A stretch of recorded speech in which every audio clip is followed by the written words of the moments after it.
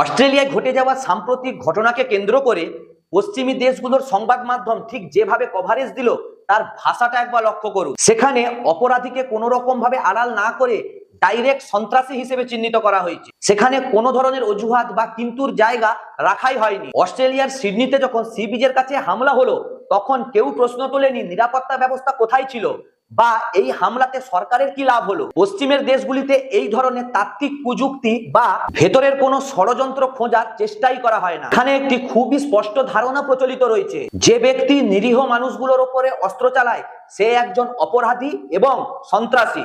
এর পেছনে অন্য কোনো আবেগীয় বা সামাজিক কারণ খোঁজার চেষ্টাই করা হয় না। কিন্তু ভারতের দৃশ্যপট সম্পূর্ণরূপে আলাদা। ভারতে কোনো অপরাধ বা হামলা হলেই মনোযোগ অপরাধ থেকে অপরাধীর ব্যক্তিগত জীবনের দিকে চলে যায়। প্রায় দেখা যাচ্ছে সংবাদ মাধ্যমগুলোতে বলা হচ্ছে সে একজন শিক্ষিত বাবার নাকি ছেলে ছিল, ছোটবেলায় সে একজন ক্রিকেটার হতে চাইতো, তার বাবা একজন ভালো মানুষ ছিলেন, অথবা ছোটবেলায় সে খুব অভাবের মধ্যে বড় হয়েছে। ভারতে অপরাধীর অপরাধমূলক কাজটার চেয়ে তার ব্যক্তিগত জীবনই বেশি আলোচিত হয়। অপরাধীর না পাওয়া স্বপ্ন, সে ছোটবেলায় একজন ক্রিকেটার হতে চাইতো, এই সমস্ত মানবিক বয়ান তৈরি করা হয়। এর ফলে মূল অপরাধ এবং ভুক্তভোগীদের লাশের থেকেই অপরাধীর ব্যক্তিগত জীবনের দুর্ভাগ্যের গল্পই হয়ে ওঠে বেশি বড়। এরপর শুরু হয় সমাজের দোষ বা ব্যবস্থার ত্রুটির উপর দায় চাপানোর খেলা। এটাই হলো আসল পার্থক্য।